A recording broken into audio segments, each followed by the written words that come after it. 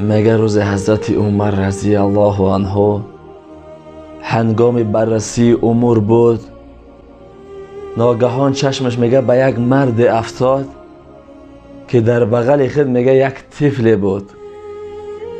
حضرت عمر به او طفل نظر کرد، نگاه کرد که به مثل یک سیبی که از بین دو کفان میکنی چگونه با هم مانند هستند، پدر و پسر همگونه مانند هستند.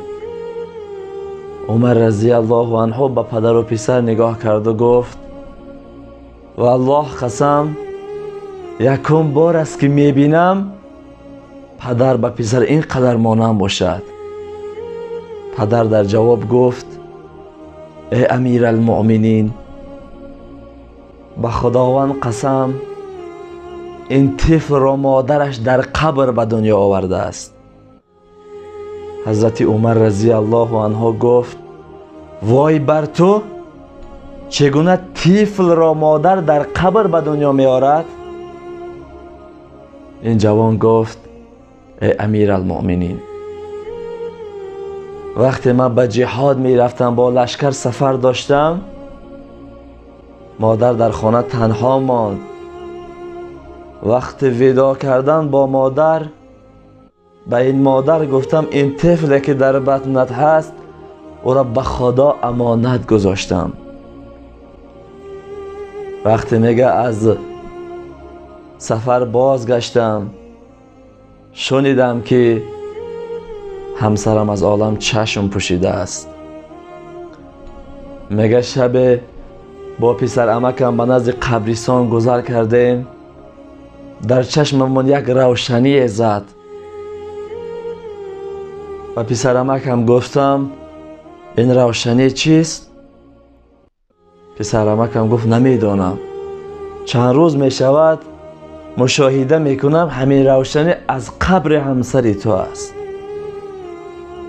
میگه جوان وقت شنید این سخن را، تبر گرفت و رفت قبر را سوراخ کرد و نگاه کرد که در درون قبر یک طفل زنده اینس و اونس گشته ایستاده است.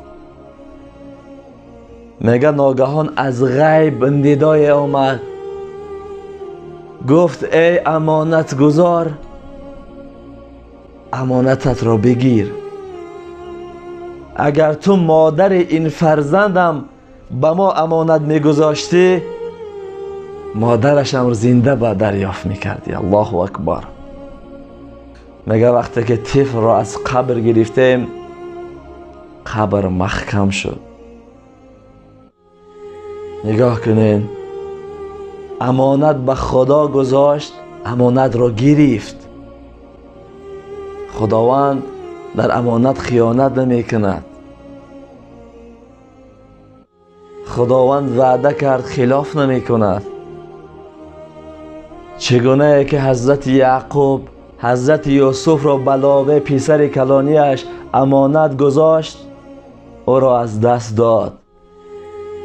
پسر دیگرش را با نام بنیامین به خدا امانت گذاشت، او را به دست آورد. بازم میگویم همیشه تکیه به خدا کنید. هر چی طلب میکنید از خدا طلب کنید. تمام ملک هم از آن خدا هست. قصه دیگری که در زمان حضرت موسی علیه السلام رخ داده است، شاید که بسیاریا شنیده باشند، یک چند بار دیگر هم کرده بودیم اما از اینترنت نیست کرده شد و میخواهم که انشاءالله این نشر هم بهرتان برسانم.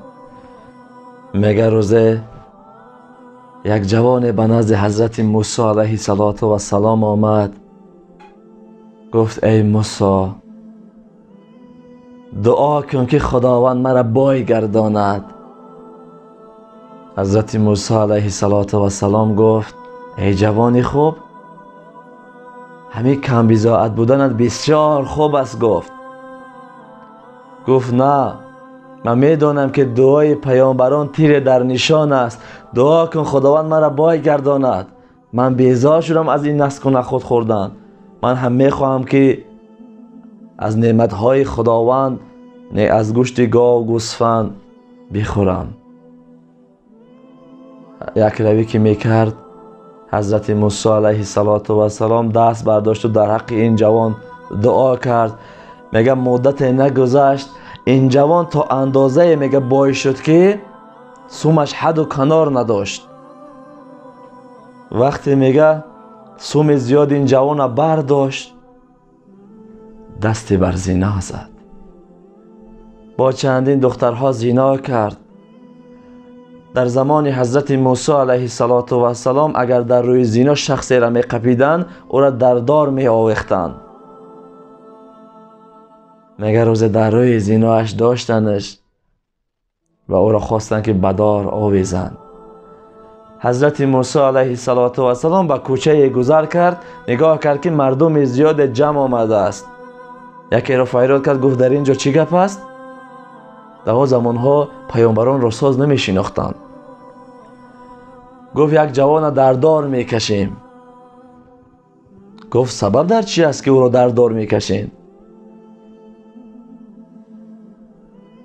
اون جوان گفت یک شخصی بود بسیار فقیر بود، کم بضاعت بود. به نزد حضرت موسی علیه السلام رفت، در حقش دعا کرد حضرت موسی که این بای شود. خداوند دعای حضرت موسی را قبول کرد و این جوان بای شد، پولی بسیار برداشتش، دست بر زنا زد، زنا کرد. در تار زناش داشتیمش و او را در دار میکشیم. میگه وقتی این سخن حضرت موسی علیه السلام شنید گریان شد، نگاه کرد که جوان در دار آویختند. از جانب الله به حضرت موسی وحی شد، گفت ای موسی دیدی بر بنده من چی کار کردی؟ خداوند میداند که کی را بای کند و کی را کم بغل. خداوند میداند که قوت بایی دارد که قوت کم بغلی. ببینیم برادرای عزیز، آن چیزی را که خدا میداند ما و شما هیچ. بسیاریا کم بضاعت هستند، از کم بضاعتی خود مینالند. بسیاریا منصب دارند، با منصب خود مینازند. به ثروت مناز، به نعمت منال که این هر دو را زود از زوال. میگه ثروت دارم، پول دارم، به اون نناز. یا اینکه کم بضاعت هستی، کم بغل هستی، با او شکرانه که میگه ای اون ننال که هر دو را زود از زوال. این هر دو گذرنده است، گه تاری زین و گه زین به پشت. روزی میشه تو بای میشه، روزی میشه کم بغل میشه. دنیا چرخ گردون است.